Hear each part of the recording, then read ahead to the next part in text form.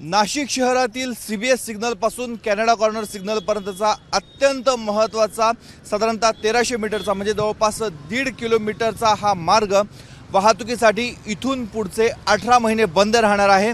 आता सध्या हा डांबरी रोड बघायला मिळतोय, मात्र सिमेंट कॉन्क्रीटचा रस्ता केला जाणार आहे।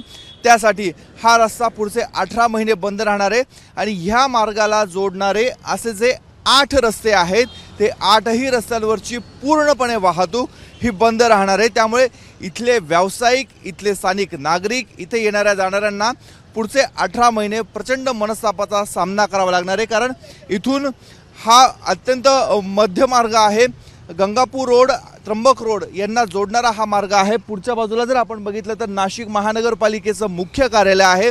तिथे शहरातून वेगवेगळ्या भागातून नागरिक हे कायम कुठल्या ना कुठल्या कामासाठी येत असतात। सर्व इथे व्यापारी संकुल आहेत, अशा सर्वांची अडचण होणार आहे। तात्पुरतं जसं काम टप्प्याटप्प्याने सुरू होणार आहे, सीबीएस पासून कॅनडा कॉर्नर पर्यंत म्हणजे हा जो मार्ग आहे या मार्गाने एकेरी वाहतूक ही काही काळ सुरू राहणार आहे।